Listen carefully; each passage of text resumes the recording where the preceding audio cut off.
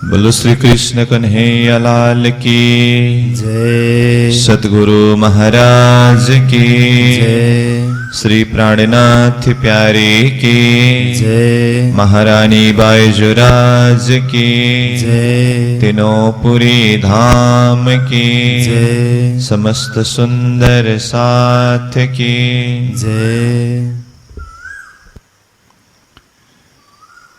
सो बातें मैं केती कहूँ मैं पाई बेसुमार, पर एक बात न सुनाई मुख की अजुना कछु देत दीदार, अजुना कछु देत दीदार।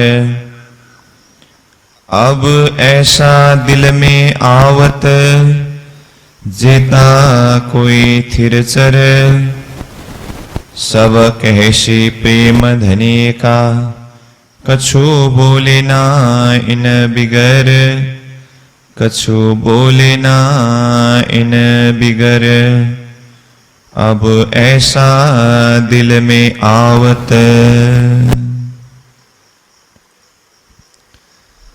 अक्षरातीत परब्रह्म परमात्मा धाम धनी श्रीराज जी महाराज की असीम अनुकंपा के द्वारा महमती स्वामी श्री प्राणीनाथ जी प्रणीत यह तारतम सागर दिव्य वाणी, जिस वाणी को हम वाणी चर्चा के माध्यम से रस स्वादन कर रहे हैं, तो कल का बैठक में इस प्रकरण का कुछ सारांश भाव के ऊपर चिंतन करते हुए 28वें नंबर तक के कुछ भाव के ऊपर चिंतन किया। तो यहां प्राणीनाथ जी कहते हैं, हे धाम धनी, हे प्रियतम, हे श्रीराज जी महाराज, इस खेल के बीच में आपने मुझे जो बड़कपन दिया, जो साहेबीपन दिया, ज्ञान के द्वारा हृदय को निसंदेह बनाने के लिए जितने भी साक्षी दी, श्यामा स्वरूप सदगुरु महाराज के वचन के द्वारा भी मुझे साक्षी मिली, धर्म शास्त्रों के शब्दों के माध्यम से वेद कतेबों के द्वारा भी मुझे साक्षी मिली, और अब तो मेरी अंतर आत्मा ने भी दृढ़ निश्चय किया है, साक्षी दिया है कि आपके अलावा बाकी किसी के साथ भी कोई संबंध नहीं है, और आपने इस संसार के बीच में, खेल के बीच में रख करके भी ऐसी साहेबीपन दिया है। इस बात को तो मैं कहां तक वर्णन करूं, इसका कोई पारवार नहीं है, कोई सीमा नहीं है। ये सारे के सारे आपकी ही कृपा है, आपकी ही दया है, आपका ही मेहर है। परंतु एक बात, न तो आपने एक झलक अपना दर्शन दिया, न तो एक शब्द सुनने को ही मिला, पर एक बात न सुनाई मुख की अजू ना कछु देत दीदार। इसीलिए आत्मा तड़पती है, आत्मा बिलकती है, अब आत्मा चाहती है आपका दर्शन करना, आपके साथ में एकाकार होना, साक्षात्कार होना, और उस परम धाम की सुख में मदमस्त होना। तो आपके इलम ने यह भी निश्चय किया है आपके साथ मिलने के लिए और आपके उस सुख का सागर में डूबने के लिए हृदय में इश्क प्रकट होना होगा।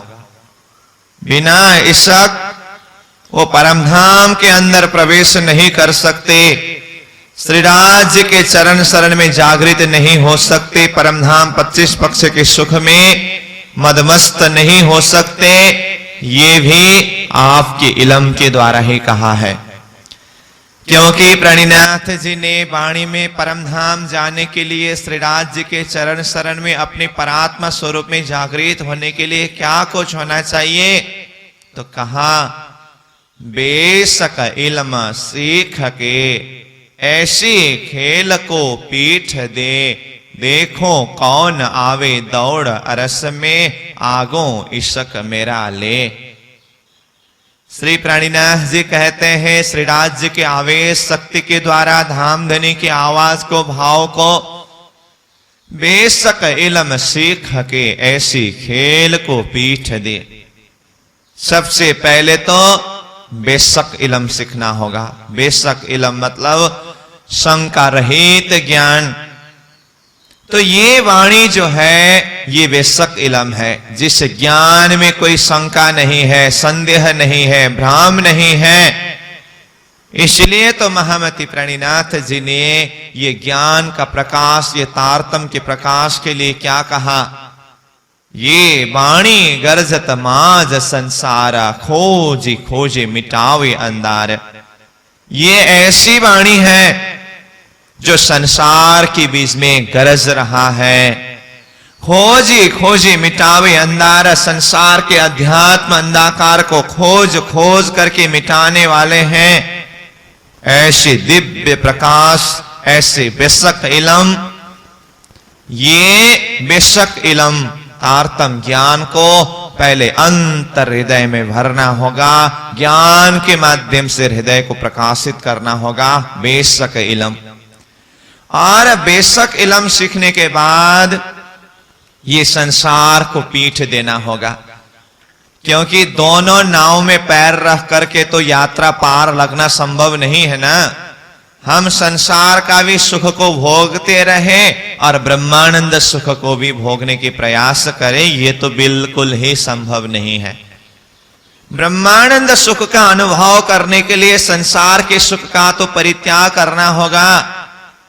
संसार के सुख को परित्याग करके जैसे जैसे हम परमधाम के सुख का अनुभव करने की चाह दिल के अंदर भरते जाएंगे तो ये संसार अपने आप छूटता जाएगा। तो ये संसार को भी पीठ देना होगा।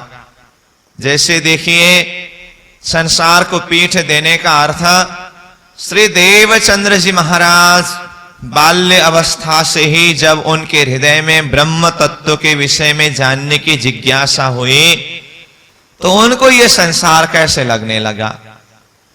दुनि से बैर रहे उन्हें देख लगे आल। वो दुनिया से बैर रहते थे, दुनिया के प्रति उनका कोई भाव ही नहीं था। ये संसार के प्रति तो उनका ऐसा भाव था कि ये संसार ही उनको गर्म आग जैसा लगता था। ये आग है, पता चला तो आग के पास में, आग के नजदीक में कौन जाएगा। ऐसे ही ये संसार आग तुल्य जिसको प्रतीत हुआ, अनुभव हुआ, वो तो बिल्कुल ही ये अग्नि रूप संसार से अलग होंगे। तो ये संसार को आग शब्द के द्वारा, जहर शब्द के द्वारा, अनेक शब्द के द्वारा संसार को समझा करके, कहा करके आत्मा को यहां से चित्त वृत्ति को ऊपर उठाने के लिए कई शब्दों के द्वारा समझाया है, प्रयास किया है। तो प्राणीनाथ जी कहते हैं, ज्ञान के माध्यम से हृदय को निसंदेह बना करके संसार को पीठ देना होगा। ज्ञान के द्वारा हृदय जागृत होने के बाद वैसे संसार को पीठ देने की जरूरत नहीं पड़ेगी, संसार अपने आप छूट जाएगा। इसलिए तो प्राणीनाथ जी कहते हैं ना, लगोगे जो दुख को तो दुख तुमको लागसी, याद करो निज सुख को तो दुख तुम थे भागसी। हम इस दुख रूपी संसार के पीछे ही लगते रहेंगे तो हमें दुख से कभी भी छुटकारा मिलने वाला नहीं है। परंतु निज सुख परमधाम का सुख को जब हम याद करने लगेंगे तो दुख अपने आप दूर हो जाएगा। तो कई बार हम ऐसे प्रसंग में उदाहरण प्रस्तुत करते हैं ना, एक पेड़ में फल लगने के बाद वो फूल अपने आप गिर जाता है, उतर जाता है, उसको तोड़ने की, उतारने की कोई जरूरत नहीं है। इसी तरह से अंतर हृदय ने इलम के द्वारा ये दृढ़ निश्चय किया, ये संसार झूठा है, शरीर झूठा है, यहां का संबंध सारा झूठा है। जब श्रीराज जी महाराज के साथ का संबंध परमधाम का सुख का ज्ञान हुआ तो संसार अपने आप छूट जाता है। तो ये संसार को भी छोड़ना होगा, हृदय से ये संसार प्रति की आसक्ति को परित्याग करना होगा। संसार छोड़ने का अर्थ एक दिन शरीर से ही अलग होकर के संसार छोड़ करके जाना है, वो तो निश्चय ही है। शरीर एक दिन मृत्यु को धारण करेगा, उस दिन तो संसार से अलग होना ही है, ये तो दृढ़ निश्चय है। परंतु शरीर संसार से अलग होने का अर्थ सिर्फ शरीर को छोड़ने के बाद ही अलग होना, ऐसी बात नहीं है।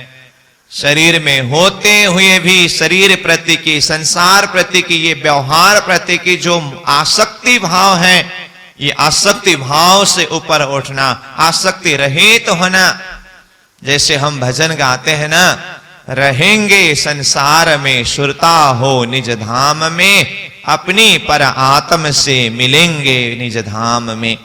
रहेंगे संसार में, शरीर संसार में ही है, देखने में संसार का व्यवहार भी कर रहे हैं, परंतु सुरता हो निज धाम में, अपनी सुरता चित्त वृत्ति परम धाम में ही हो, ऐसे स्थिति की जागृति। तो इसके लिए प्रणिनाथ जी ने कहा, बेशक इलम सीख के ऐसी खेल को पीठ दे। और आगे विशेष बात कहते हैं, जिसके लिए मैं ये चौपाई को यहां पर प्रस्तुत कर रहा हूं। इलम के द्वारा हृदय बेशक हुआ और संसार को पीठ दिया, संसार के प्रति की मोहाशक्ति भाव को परित्याग किया। अब आगे क्या इतने से ही परमात्मा के चरण शरण में जागृत हो पाएंगे? और कुछ करना बाकी है। आगे कहते हैं, देखो कौन आवे दौड़ अरस में, आगो इसक मेरा ले। राजी महाराज कहते हैं, देखता हूं इस तरह से इलम के द्वारा हृदय को बेशक बना करके, संसार को पीठ दे करके दौड़ते हुए मेरे अरस में सबसे पहले कौन आएंगे? परंतु दौड़ लगाते समय, आते समय ईशक हृदय में धारण किया होना चाहिए। आगो ईशक मेरा ले, मेरा ईशक हृदय में भर करके सबसे पहले मेरे पास में कौन पहुंचेंगे मैं देखता हूं। देखिए तो रज्जी महाराज कैसे भाव से आत्माओं के ऊपर एक बाजी लगा करके रहे हैं, बैठे हैं। तो इसका अर्थ क्या है? हमें परमधाम श्री राज महाराज के चरण शरण तक पहुंचने के लिए ईशक को भरना होगा, हृदय में प्रेम को भरना होगा। प्रेम बिना सुख पार को नहीं, जो तुम करो अनेक आचार। प्रेम के बिना पार का सुख, परमधाम का सुख प्राप्त हो ही नहीं सकता है। जब हृदय में प्रेम प्रकट हुआ तो प्रेम प्रकट होते ही, जागृत होते ही करोड़ों करोड़ कल्प तक साधना करने पर भी जो परम पथ परमात्मा का चरण शरण प्राप्त नहीं कर सका था, पल भर में वो परमात्मा का चरण शरण तक प्राप्त हो जाता है। स्वयं प्रणिनाथ जी कहते हैं, पांथ होवे कोटि कल्प, प्रेम पहुंचावे मिने पलक। करोड़ों कल्प तक यात्रा करने का जो मार्ग है, हृदय में जब प्रेम प्रकट हुआ तो प्रेम पहुंचावे मिने पलक, पल भर में पहुंचा देते हैं। इस तरह से परमात्मा मिलन के लिए, श्री राज्य के चरण शरण तक पहुंचने के लिए एक ही मार्ग, प्रेम का मार्ग, इश्क का मार्ग, इस तरह से कहा है। तो जब इलम के द्वारा, ज्ञान के द्वारा ये दृढ़ निश्चय हुआ कि प्रेम के माध्यम से ही परमात्मा के पास पहुंच सकते हैं, जैसे और एक चौपाई में कहा ना, परमधाम का दरवाजा खोलने के लिए क्या चाहिए? तासो महमती प्रेम ले तौलती, तिन से धाम दरवाजा खोलती।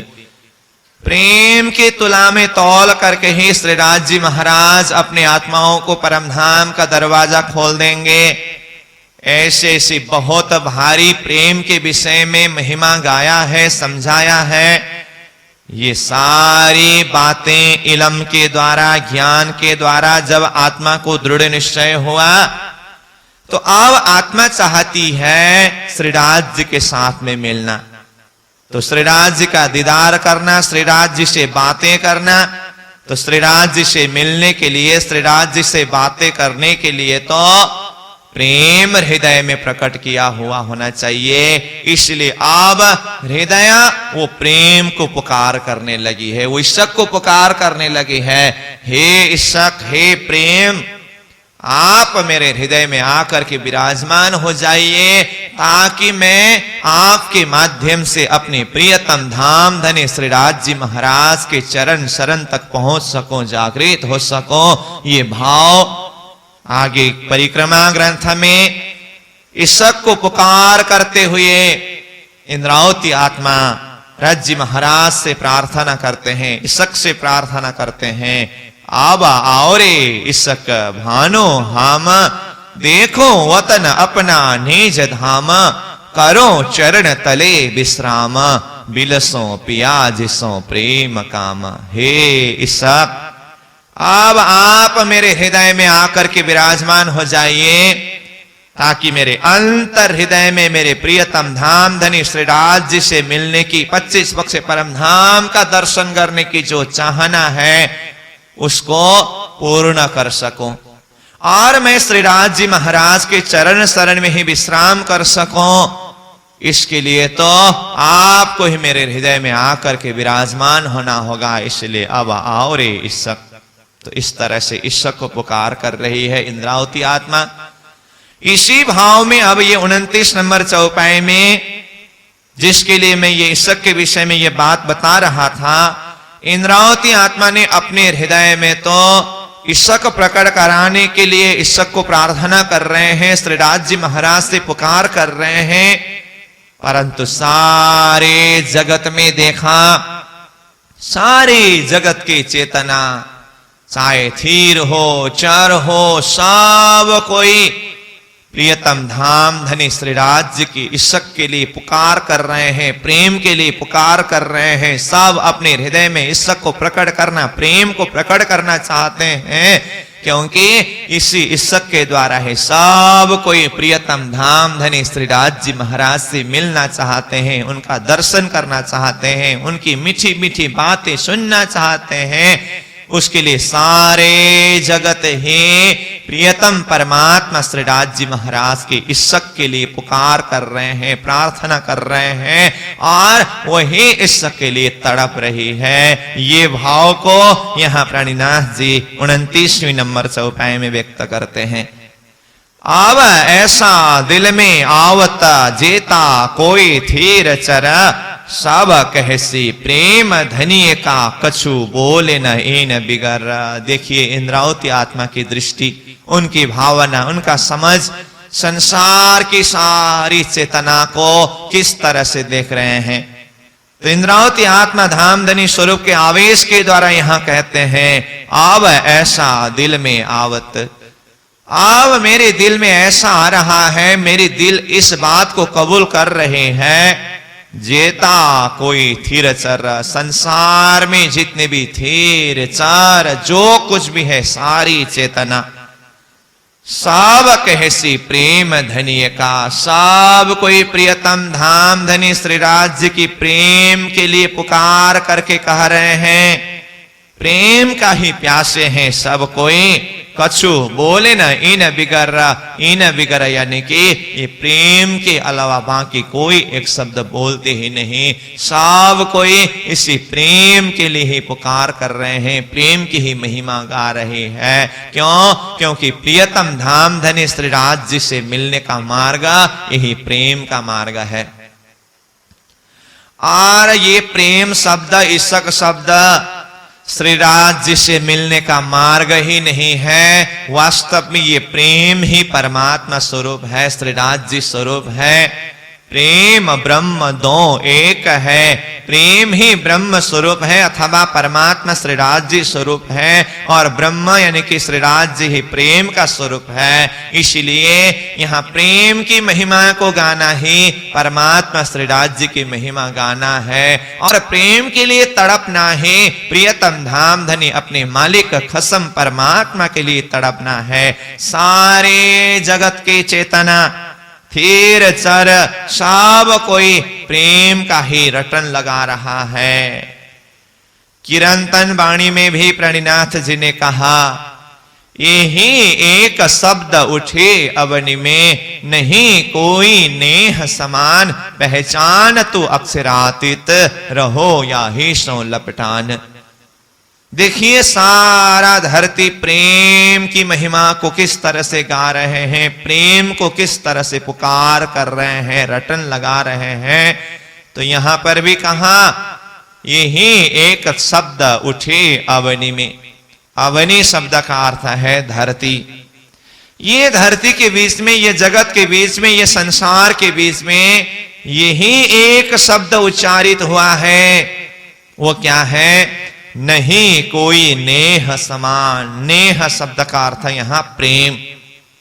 प्रेम के समान दूसरा कुछ है ही नहीं।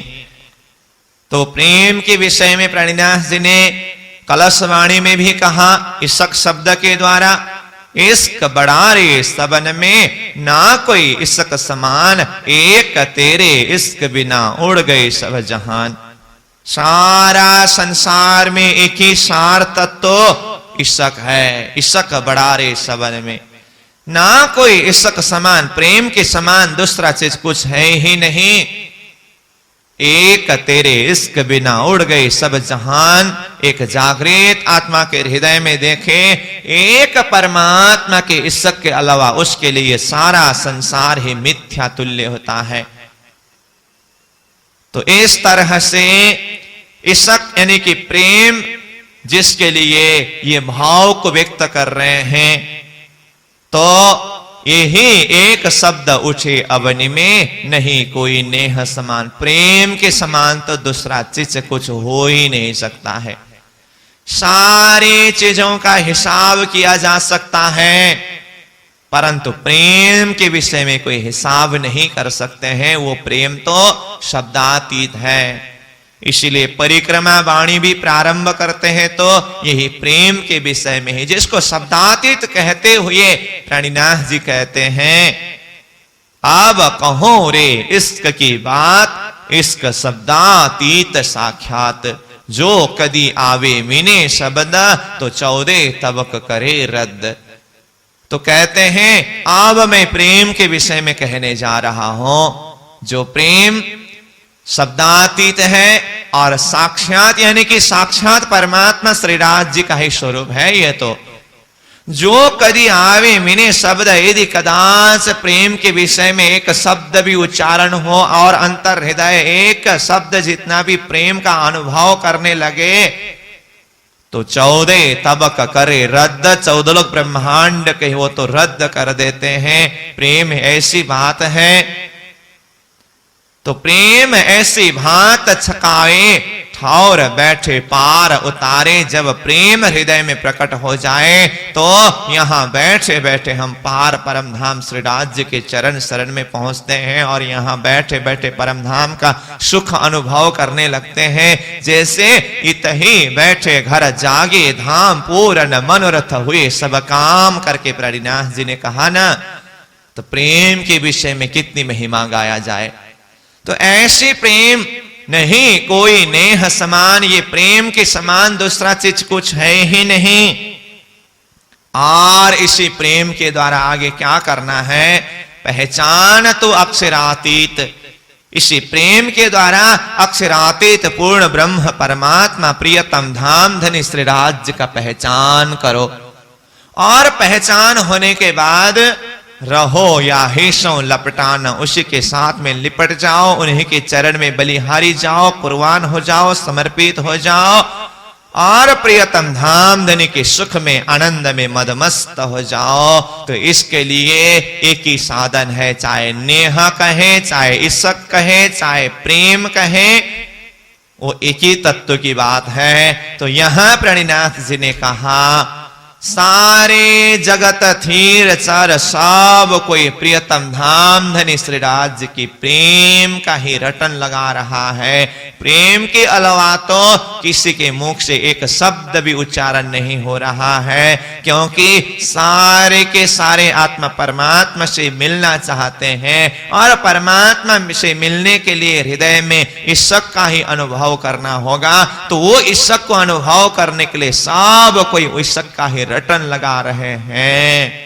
अब विचार करिए, सारे जगत ही जब प्रियतम धाम धनी श्री राज्य के सन्मुख होकर के, श्री राज्य की तरफ होकर के उनकी ईश्वर की महिमा को गा रहे हैं, सब कहसी प्रेम धनी का कछु बोले न इन बिगर।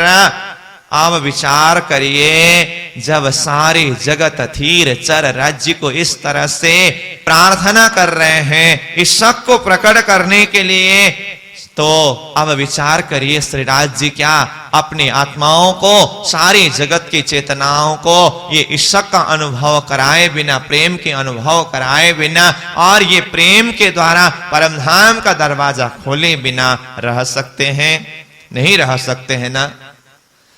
तो जब श्री राज्य महाराज ने सारी जगत की आत्माओं की और अपनी आत्माओं की ये पुकार को अपने अंतर हृदय से श्रवण किया, ये तो खिलवत वाणी का प्रारंभिक प्रसंग की बात कर रहे हैं हम। ऐसे बहुत सारे भाव के द्वारा प्रेम की महिमा और आत्मा के अंदर का दर्द, तड़प और आत्मा की जो एक समर्पण का भाव, हर प्रकार के भाव को ये खिलवत वाणी के माध्यम से व्यक्त करते हैं। तो उसके बाद श्री राज्य महाराज आगे सारी आत्माओं को वो प्रेम का अनुभव कराने के लिए परमधाम का दरवाजा खोल देते हैं। तो ये खिलवत ग्रंथ के पश्चात महामती प्रणिनाथ जी के द्वारा वो परिक्रमा ग्रंथ का वर्णन होगा। परिक्रमा ग्रंथ के अंदर इंद्रावती आत्मा श्री राज्य के आवेश शक्ति के माध्यम से और ईश्वर के अनुभव के द्वारा परमधाम के अंदर प्रवेश करके जो साक्षात्कार करके, दर्शन करके, अनुभव करके जिस वाणी के माध्यम से परमधाम को यहां पर प्रकट करके समझाया है, जाहिर किया है। तो हमारा लक्ष्य है परिक्रमा ग्रंथ के माध्यम से परमधाम 25 पक्ष के अंदर विचरण करना, विहार करना। फिर उसके बाद सागर ग्रंथ, श्रृंगार ग्रंथ के माध्यम से परमधाम का भी सार मूल मिलावा का बैठक, क्योंकि 25 पक्ष परमधाम का भी सार तो रंग महल मूल मिलावा का बैठक है ना, जहां हमारी परात्मा शरीर और श्री राज्य महाराज प्रियतम धाम धनी जुगल स्वरूप विराजमान है। तो वहां के अंदर की वो सुख को हमें अनुभव करनी है। तो उसके लिए तैयारी तो परमधाम के अंदर प्रवेश करने के लिए कैसी योग्यता, कैसी पात्रता चाहिए, ये भी तो समझ होनी चाहिए ना। तो उसके लिए हमें खिलवत ग्रंथ के द्वारा ही चिंतन करना पड़ा। इसलिए हम इस खिलवत वाणी के कुछ भाव के ऊपर चिंतन कर रहे हैं। तो यहां से हम यही भाव को प्रकट कर रहे हैं, यही भाव के ऊपर चिंतन करने की प्रयास कर रहे हैं। परमधाम के सुख परिक्रमा सागर श्रृंगार ग्रंथ के अंदर की वह गुह्य सुख, गुह्य रहस्य, उसके अंदर डूबने के लिए खिलवत ग्रंथ के भाव से जो पुकार प्रार्थना को अपने अंतर हृदय से समझ के द्वारा होनी चाहिए। तो ज्ञान के द्वारा पूरी तरह से निसंदेह श्री राज्य के साथ का संबंध का पता चला और ये भी शुद्धि हुई ईश्वर के माध्यम से ही श्री राज्य के चरण शरण तक पहुंच सकते हैं। तो सारे जगत ही परमात्मा के प्रेम के लिए प्यासे हैं। इस भाव से यहाँ पर प्रणिनाथ जी प्रार्थना के भाव और एक समर्पण के भाव और ईश्वर की महिमा को गा रहे हैं। तो कहा अब ऐसा दिल में आवत जेता कोई थिरचर, सब कहसी प्रेम धनिय का कछु बोले न इन बिगर।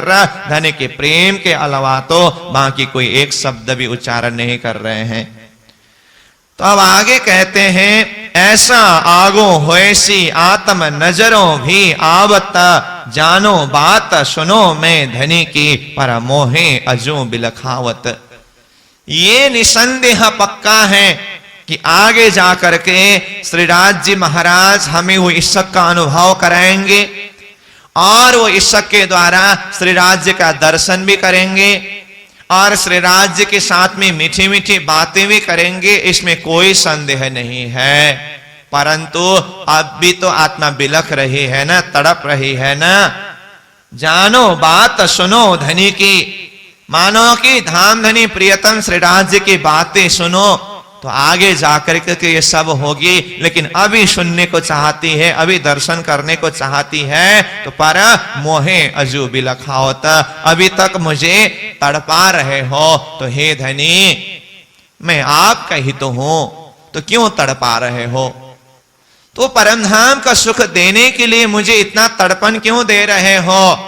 इसलिए आप कृपा करके मुझे इस सब का अनुभव कराइए, ये फरामश का पर्दा को हटा दीजिए और अपने निज वतन परमधाम का सुख को प्रदान करिए। इस तरह से भाव को व्यक्त करते हैं। ना कछु देखो दर्शन, वो इस सब का अनुभव न होने से और ये फरामश का पर्दा न हटने से न तो आपको दर्शन ही कर सका, न कछु कहने की आस, न तो आपको कुछ कहने की आस ही है। क्योंकि कल का प्रसंग में ही कहा न धनी, मैं तो सूती नींद में, तुम तो बैठे हो जागृत, खेल भी तुम दिखावत, बल मेरा कछु ना चलत। मैं तो नींद के अंदर हूं, सपना के अंदर हूं, यहां से जितना भी पुकार करो, प्रार्थना करो, जो कुछ भी करो, आप तक पहुंचने वाला नहीं है। तो मैं किस तरह से प्रार्थना भी करूं? इसलिए ना कछु कहने की आस, मुझे अब कुछ कहने की आस भी नहीं है। ना कछु शुद्ध संबंध की, ना तो मुझे कुछ संबंध का भी शुद्धि है। आपके इलम के द्वारा कुछ संबंध का पहचान हुआ, परंतु अंतर आत्मा जिस तरह से साक्षी देनी थी अभी तक वो भी हो नहीं पाया है। क्योंकि अगर निसंदेह रूप में संबंध को पूरी तरह से अंतर आत्मा साक्षी कर लेते तो अपने संबंध के साथ में मिल जाते ना। तो अभी तक इस तरह से तड़पने का अर्थ ये संबंध क्या है, मुझे तो इस विषय में भी पूरी तरह से समझ नहीं है। परंतु धनी, मैं इतना जानती हूं, बैठे हो कदम के पास, आपके चरण शरण में, आपके कदम तले बैठी हूं, ये भी आपके इलम के द्वारा, आपके ज्ञान के द्वारा, तारतम के प्रकाश के माध्यम से मुझे समझाया है। मैं आपके चरण तले बैठी हुई हूं। धनी, एति भी आस न रहे, जो करो तुम सो बात, ना बात तुम्हारी सुन सको, ना देखो तुम्हें साक्षात। हे धनी, ये संसार रूपी आड़ा पर्दा बीच में पड़ने के कारण और वो इसका अनुभव न हो पाने के कारण अब तो ऐसा लग रहा है धनी, इति भी आशा ना रही, इतना भी आशा अब हृदय में बाकी नहीं रहा। जो करो तुम सो बात, जो कि आपके साथ में बात करो, ना बात तुम्हारी सुन सको, ना तो आपकी बात को सुन ही सकती हो, ना देखो तुम्हें साक्षात, ना तो आपको देख सकती हो। इसका अर्थ क्या है? देखिए तो आत्मा क्या चाहती है। यहां कहा जो करो तुम सो बात, इसका मतलब आत्मा श्री राज्य के साथ में बातें करना चाहती है। और ना बात तुम्हारी सुन सको, आपकी बात भी नहीं सुन सकती हूं, इसका मतलब आत्मा क्या चाहती है? धनी के बातों को सुनना चाहती है। और कहा ना देखो तुम्हें साक्षात, आपको साक्षात देख भी नहीं सकती हूं, इसका अर्थ आत्मा धनी को साक्षात दर्शन करना चाहती है। तो कुल मिलाकर के बात तो यही है ना, श्री राज्य को दर्शन करने की प्यास है और अपनी बात श्री राज्य को सुनाने की प्यास है और श्री राज्य की बातें सुनने की प्यास है। परंतु ये संसार रूप पर्दा बीच में आने के कारण ये कुछ संभव नहीं हो रहा है। तो अब फिर आत्मा कहती है, हे धनी, मैं बार बार आपसे यही कह रही हूं, आपको दर्शन करो, आपकी बातें सुनो, आपके साथ बात करो, परंतु ये सारा नहीं बन रहा है। मैं बार बार आपका ही दर्शन करने की, आपके ही साथ बात करने की ये भाव को क्यों व्यक्त कर रहे हूं? क्योंकि आगे कहते हैं, कहां करो किनसो कहो, ना जाग कित जाओ, ये ता भी तुम दृढ़ कर दिया, तुम बिना ना कित ठाओ। अब प्रार्थना करना है मुझे, तो प्रार्थना करने के लिए मैं आपके अलावा कहां जाऊं? कहां करो किनसो कहो, मैं अब क्या करूं धनी? आपको पुकार किए बिना, आपको प्रार्थना किए बिना, आपको अर्जी किए बिना, आपके सामने में रोए बिना, तड़पे बिना बाकी मैं करूं क्या? और किनसो कहूं, बाकी किसके साथ में कहूं? ना जागा कित जाऊं, ना तो कहीं जगह है जहां जाएं और पुकार करें, कहीं जाने का जगह भी नहीं है, ठौर भी नहीं है। क्यों? क्योंकि एता भी तुम दृढ़ कर दिया, इतना भी आपने ही अपने इल्म के द्वारा दृढ़ कर दिया है। तुम बिना ना की तठाओ, आपके बिना कहीं पुकार करने का, प्रार्थना करने का, समर्पण होने का जगह ही कहीं नहीं है। तो आप भी बताइए धनी, आप ही बताइए धनी, मैं क्या करूं, कहां जाऊं, किससे पुकार करूं, आपके अलावा मेरा है ही कौन। तो इतनी गहरी पहचान का भाव और इतनी गहरी समर्पण का भाव यहां पर व्यक्त कर रहे हैं, क्योंकि श्रीराज जी महाराज के अलावा ये जागृत आत्मा के नजर में कुछ है ही नहीं। इसीलिए हम भजन में भी गाते हैं ना, एक जागृत आत्मा का भाव कैसी होती है। जो प्रीतम की प्यारी रहे ओ 14 तबक से न्यारी, एक धनी को याद रखे भूले दुनिया सारी, उसे धनी के सिवा कुछ याद नहीं। तो एक धनी के अलावा बाकी कुछ याद नहीं रहता है। पिया पिया करती रहती है वो तो दीन और रहना, पिया का मिले दीदार तरसती रहती है उनकी नैना। एक झलक मिल जाए और नहीं कुछ चाहना, उससे धनी के बिना कुछ याद नहीं। ऐसे ऐसे भाव को हम भजन के माध्यम से भी चिंतन करते हैं। तो जो भी हो, चाहे वाणी के शब्द के माध्यम से हो, चाहे भजन के शब्द के माध्यम से हो, चाहे चिंतन के माध्यम से हो, हमारे हृदय के अंदर बार बार यही भाव को प्रकट करना चाहिए, एक राज्य के अलावा बाकी कुछ है ही नहीं। तो इस भाव को यहां पर इंद्रावती आत्मा व्यक्त कर रहे हैं और राज्य महाराज से पुकार कर रहे हैं, हे धनी, आपके ही इल्म ने आपके अलावा कोई नहीं है, कुछ नहीं है, ये दृढ़ निश्चय कराया, तो मैं पुकार करने के लिए भी कहां जाऊं। अगर ज्ञान के द्वारा आत्मा इतनी जागृति नहीं हुई होती तो अज्ञान अवस्था में इधर उधर दर दर में भटक सकती थी, परंतु अब तो ज्ञान के द्वारा इतना दृढ़ निश्चय हुआ है तो जाने का कहीं जगह भी नहीं है। परंतु इतना एक निश्चयात्मक बुद्धि के द्वारा एक आपके चरण शरण का लक्ष्य देने पर भी आपके चरण शरण में निज वतन में परात्मा स्वरूप में उठ करके वो सुख लेने का ये अवस्था, ये बल प्राप्त नहीं कर पा रहे हो, तो इस तरह से खेल के बीच में आत्मा तड़प रही है, बिलख रही है और बीच में बहुत सारे भाव भी यहां पर व्यक्त करते हैं। तो आगे 39वें नंबर चौपाई में जाकर के कहते हैं, जोर कर जुदागी कर दई और जोर कर जगावत तुम, कहनी सुननी मेरी कछु ना रही तो क्यों बोलो मैं खसम। अब ऐसे भाव को यहां व्यक्त कर रहे हैं, हे प्रियतम धनी, अब मेरा न कुछ कहना है न कुछ सुनना है, क्योंकि ये सब आप ही कर रहे हो। ये संसार जगनाटक खेल देखने के लिए, वैसे खेल हमने मांगा जरूर है, परंतु हमारे दिल में खेल देखने की चाह उत्पन्न कराने वाले आप ही हो।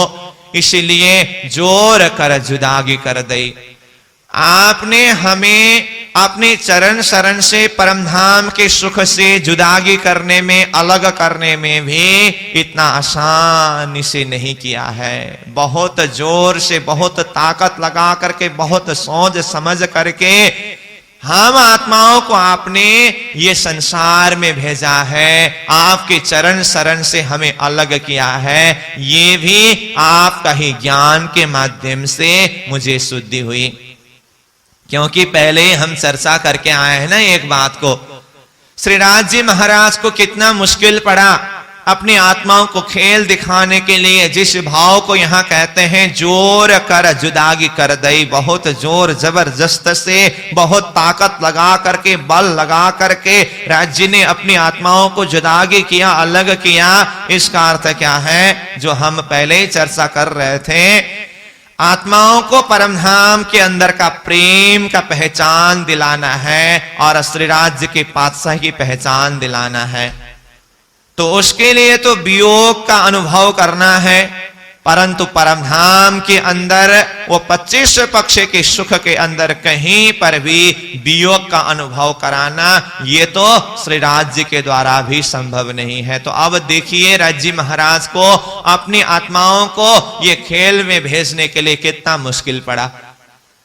ना तो श्री राज्य महाराज अपनी परमधाम के अंदर की वो वाहिदत्ता का इश्क को समझाए बिना, राज्य की पातशाही को समझाए बिना आत्माओं को रख सकते हैं, क्योंकि अब तक तो आत्माएं विशुद्धि अवस्था में थे। अब राज्य महाराज वो विशुद्धिपन को हटा करके शुद्ध दिलाना चाहते हैं और उसके लिए तो जुदागी का अनुभव कराना है। परंतु परमधाम के अंदर ही रख करके जुदागी का अनुभव भी नहीं करा सकते, अलगाव का वियोग का अनुभव भी नहीं करा सकते।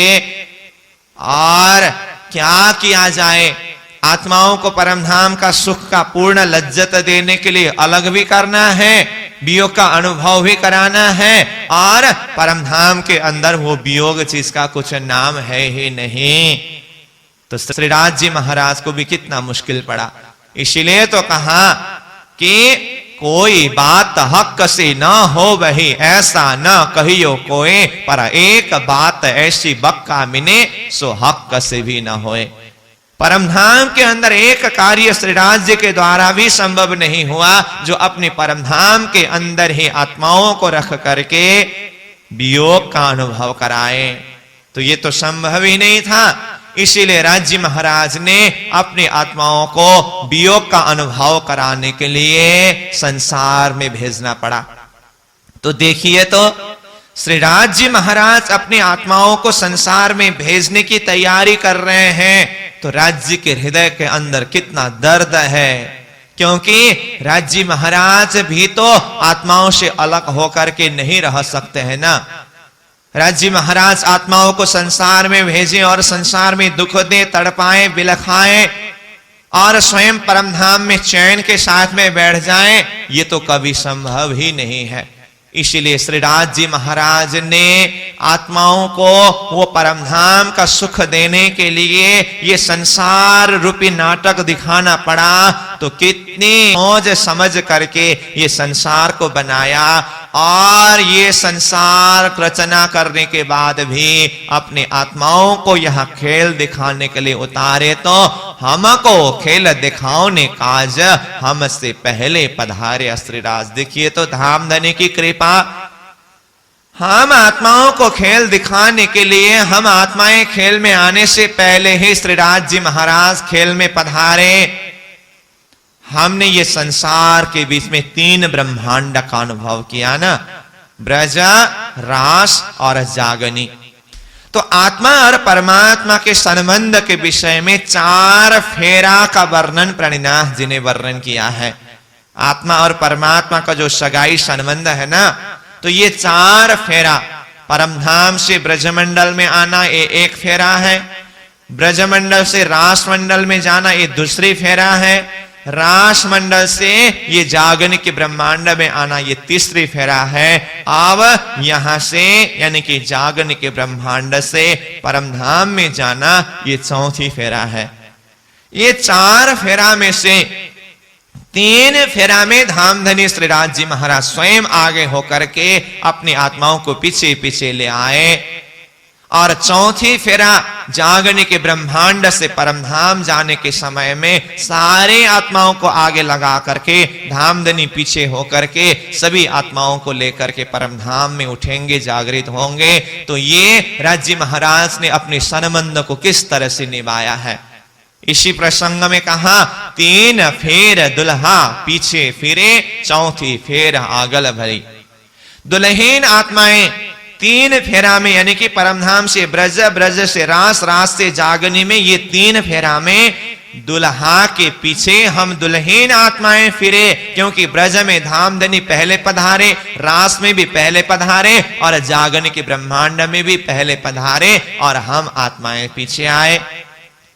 4थी फेरा आगल भई, ये 4थी फेरा जागनी के ब्रह्मांड से परमधाम जाने के समय में हम आत्माएं श्रीराज जी से आगे हो गए और श्रीराज जी महाराज पीछे होकर के हम सब को पहले परम धाम में उठाएंगे। तो इस तरह से श्रीराज जी महाराज स्वयं ने कितना मेहनत करके, कितना सोच समझ करके, होशियारी के साथ में ये खेल को दिखाना पड़ा। हमने तो बस राज्य के साथ में खेल देखने के लिए मांग ही किया ना, बस इतनी सी मांग को पूरा करने के लिए श्रीराज जी महाराज को कितना जोर जबरदस्त ताकत लगानी पड़ी। तो इसीलिए यहां कहते हैं जोर कर जुदागी कर दई, बहुत जोर से। यहां जोर मतलब अपनी आत्माओं को अपने से अलग करना, ये कितनी मुश्किल की बात है। इस अर्थ में यहां पर जोर शब्द आया है। तो फिर भी श्रीराज जी महाराज ने अपनी आत्माओं को अलग करना ही पड़ा। अब अलग कहो तो फिर अलग भी नहीं है, नहीं कहो तो अलग है भी।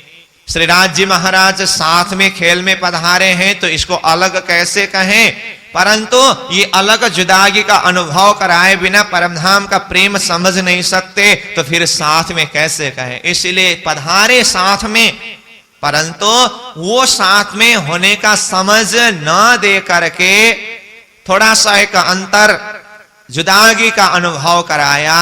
और इस तरह से समय आने पर फिर धामधनी प्रियतम साथ में ही होने का भी अनुभव ज्ञान के माध्यम से, तारतम के प्रकाश के माध्यम से अनुभव कराया। तो जोर कर जुदागी कर दई, राज्य महाराज ने आत्माओं को जोर से अलग किया। और आगे कहते हैं जोर कर जगाओ तो तुम। फिर आत्माओं को जगाने के लिए भी राज्य महाराज बहुत ही बल प्रयोग कर रहे हैं, शक्ति प्रयोग कर रहे हैं, क्योंकि हम आत्माएं तो खेल में आकर के मदमस्त हो गए। अब राज्य महाराज कितना मेहनत कर रहे हैं हम आत्माओं को जगाने के लिए। देखिए ब्रजमंडल में 11 वर्ष 52 दिन तक लीला हुई। तो उस काल माया के ब्रह्मांड से हम आत्माओं को अलग करने के लिए भी राज्य महाराज ने कितना जोर किया। 52 दिन तक का वियोग दे करके, क्या उस समय में सखियों को ही वियोग हुआ, श्री कृष्ण जी को वियोग नहीं हुआ? ऐसी बात नहीं है ना। अपनी आत्माओं से अलग होकर के वो भी चैन के साथ में रह नहीं सकते हैं, परंतु अपने आत्माओं के अंदर ये संसार को पूरी तरह से त्यागने का बल भरने के लिए, वो हिम्मत भरने के लिए, वो वियोग को सहन कर करके भी ये समय को गुजारना हुआ। और अंतिम में प्रेम रूपी बंसी नाद करके सभी सखियों को ये संसार काल माया के ब्रह्मांड से ऊपर उठा करके योग माया का ब्रह्मांड में पहुंचाया। फिर रसरास के अंदर भी सुख का भी अनुभव कराया, दुख का भी अनुभव कराया। तो यहां पर भी दुख का अनुभव कराने का आशय यही था कि परमधाम की सत सुख की महिमा को समझाने के लिए। तो ये भी जगाने का ही एक तरीका है।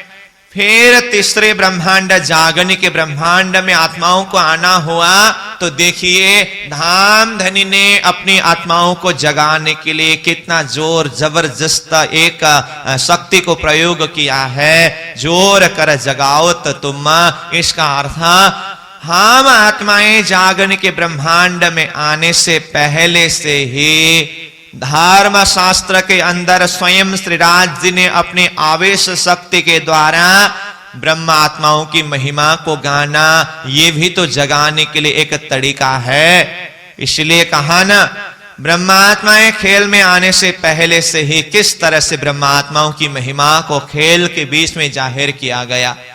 पहले दही जमाए के पीछे दोए गाय, बचिया उनके पेट में माखन हाथ बिकाए। परमधाम की मूल मिलावा के बैठक में आत्माओं को पहले परात्मा स्वरूप के द्वारा एकत्रित किया गया, उसके बाद सुरता रूप को संसार में उतारा। तो परमधाम मूल मिलावा के बैठक में बिठाना, ये पहले दही जमाना है, और पीछे दोए गाय का अर्थ है आत्माओं को सुरता रूप से बाद में संसार में उतारना। फिर आगे कहते हैं बचिया उनके पेट में, बचिया रूप परात्मा स्वरूप आत्माओं के तो वो परमधाम मूल मिलाव रूपी पेट के अंदर ही है। माखन हाट बिकाए। माखन रूप ब्रह्मात्माओं की महिमा ये संसार हाट बाजार के बीच में धर्म शास्त्र वेद कतीब के शब्द संतों की वाणी के शब्द के माध्यम से चर्चा किया गया है, उनकी महिमा को गाया है। तो देखिए तो श्रीराज जी महाराज ने आत्माओं को जगाने के लिए आत्माएं खेल में आने से पहले से ही धर्म शास्त्रों के अंदर आत्माओं की महिमा को रख करके तैयार कर रहे हैं, और बाद में हम आत्माएं ये संसार जगत नाटक देखने के लिए आए। और हम तो आकर के भूल गए, अज्ञानमय विस्मृति के बाजार में, ये फरेब रूप संसार के भुलन के बाजार में बह करके न हमें अपने आप को शुद्धि रहा, न धनी को शुद्धि रहा, न धाम का शुद्धि रहा। तो हम आत्माओं को जगाने के लिए प्रियतम धाम धनी कितना प्रयास कर रहे हैं, कितना मेहनत कर रहे हैं। वो स्वयं सदगुरु स्वरूप बनकर के पधारे, सदगुरु स्वरूप के माध्यम से ये तारतम का प्रकाश करके आत्माओं को जगाने के लिए कितना प्रयास किए, फिर भी हम जागे नहीं। धाम धनी फिर से अंतर्धान होकर के फिर दूसरे स्वरूप में महामती प्रणिनाथ जी स्वरूप में होकर के पधारे। वाणी के प्रकाश के द्वारा हम आत्माओं को जगाने के लिए कितना प्रयास कर रहे हैं, फिर भी हम पूरी तरह से होश में नहीं आ रहे हैं। तो धनी ने हम आत्माओं को जगाने के लिए कितना मेहनत किया, कितना जोर जबरदस्त बल को प्रयोग किया। वो 5 स्वरूप में पधारे, 5 बेर आए धनी मुझ कारण। हम आत्माओं को जगाने के लिए धनी ने अपने आप को 5 बेर ये संसार सागर में अपने आप को डाला। तो तारतम का स्वरूप होकर के ही सदगुरु स्वरूप में पधारे, फिर दूसरी बार महामती प्रणिनाथ जी स्वरूप में होकर के पधारे। इसीलिए कहा ना, तारतम देख विचार के पीऊ ल्याए बेर दोए, एती आग सिर पर जली तू रहिया खांगड़ू होए। प्रियतम धाम धनी परमात्मा श्रीराज जी महाराज ने ये तारतम 2 बार खेल के बीच में जाहिर किया। तो एक बार निजानंदाचार्य सतगुरु श्री देवचंद्र जी महाराज स्वरूप के माध्यम से बीज तारतम मंत्र को प्रकट किया, और इसी के माध्यम से सदगुरु महाराज 34 साल तक मौखिक चर्चा के माध्यम से आत्माओं को जगाने की प्रयास करते रहे। और हम आत्माओं के अंदर से वो अज्ञान अंधकार एक भ्रांति दूर न होने के कारण श्रीराज जी महाराज स्वरूप सदगुरु स्वरूप बीच में अंतर्धान हो गए। कुछ वियोग दे करके अब इस विरह अग्नि में जलने के बाद तो शायद आत्मा अब थोड़ा होश संभालेंगे, ये समझ करके फिर विक्रम संवत 1715 का समय में वही श्रीराज जी के आवेश शक्ति, प्रियतम धाम धनी के आवेश शक्ति इंद्रावती आत्मा के हृदय धाम से प्रकट होकर के ये वाणी तारतम को विस्तार कर रहे हैं। तो तारतम देख विचार के पीऊ ल्याए बेर दोए का अर्थ एक मंत्र तारतम सदगुरु स्वरूप के द्वारा, और वाणी तारतम जो वाणी आगे जाकर के 18,758 चौपाई के रूप में विस्तार हुआ। ये वाणी तारतम ये दूसरी तारतम है। धाम धनी ने इस तरह से 2 बेर तारतम को जाहिर करके हम आत्माओं को जगाने के लिए इतना मेहनत कर रहे हैं, फिर भी हम आत्माएं खांगड़ होए, खांगड़ की तरह ऐसे कड़क हृदय को लेकर के बैठे हुए हैं, हम होश ही नहीं संभाल पा रहे हैं। तो देखिए राज्य महाराज को अपनी आत्माओं को खेल में भेजना भी कितना मुश्किल पड़ा, और आज खेल से जगाने के लिए भी कितना मुश्किल पड़ रहा है। इसीलिए कहते हैं जोर कर जगाओ तुम। आप ही बहुत जोर करके मेहनत करके हम आत्माओं को जगा रहे हैं। अब दूर करने वाले भी आप हो और जगाने वाले भी आप हो। अब मेरे तरफ से कहना करना क्या है, इसीलिए कहते हैं कि हिनी सुननी मेरे कछु ना रहे, तो क्यों बोलूं मैं खसम। अब मेरा न कुछ कहना है न कुछ सुननी है, इसीलिए आपके सामने में अब मैं क्या बोलूं, मेरे तरफ से कुछ कहना भी नहीं है। अब यहां इंद्रावती आत्मा मेरे तरफ से अब कुछ बोलना भी नहीं है, कहना भी नहीं है, सुनना भी नहीं है, ये भाव को यहां क्यों व्यक्त कर रहे हैं। तो इसका आशय है मैं कुछ कहूं, इसका अर्थ आपको पता नहीं है इसीलिए मैं बोल रही हूं, ये अर्थ लगता है। और ऐसा तो कोई हो ही नहीं सकता है जो आपको पता ना हो। आप तो सब कुछ जानते ही हैं और आपके ही समझ के द्वारा ये सारी चीज हो रही है। तो आपके समझ के समक्ष में अब मेरे ये सारी कहने से, सुनने से, कुछ बोलने से होने वाला ही क्या है? आप भी तो सब जानते हैं। इसीलिए जब आप जानते हुए भी मेरे तरफ से कुछ कहना, ये तो सिर्फ मेरा मूर्खता होगी। मेरे दिल के अंदर क्या कुछ चल रही है, मेरे दिल के अंदर की बात मेरे जुबान से निकलने से पहले ही आप स्वयं जब जानते हैं, तो फिर अब आपकी जानकारी में जो सारी बातें हैं उसी बात को कहा करके मैं अपनी ये मूर्खता का परिचय क्यों दूं? इसीलिए आप ही सब जानते हैं ये सब कुछ जो हो रहा है ये आपके ही कृपा के द्वारा, आपके ही हुक्म के द्वारा हो रहा है। आप सब कुछ जानते हैं, आप ऐसे सामर्थ्यवान हो। इसीलिए अब मेरा कहना कुछ नहीं है, सुननी कुछ नहीं है। तो इस तरह से ये भाव को व्यक्त करते हैं। तो कहनी सुननी मेरे कछु ना रही, तो क्यों बोलूं मैं खसम, मैं अब बोलूं भी तो क्यों बोलूं? सब कुछ तो आपको जानकारी है, सब कुछ आपके हुक्म के द्वारा हो रही है। तो आगे जाकर के अब हुक्म के विषय में बहुत गहरी बात को यहाँ पर चिंतन कराते हैं।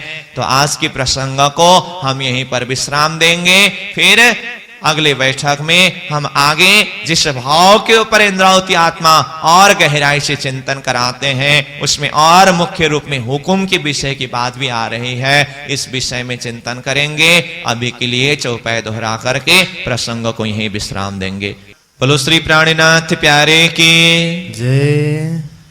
जोर कर जुदागी कर दे, जोर कर जुदागी कर दे, और जोर कर जगावत तुम, और जोर कर जगावत तुम।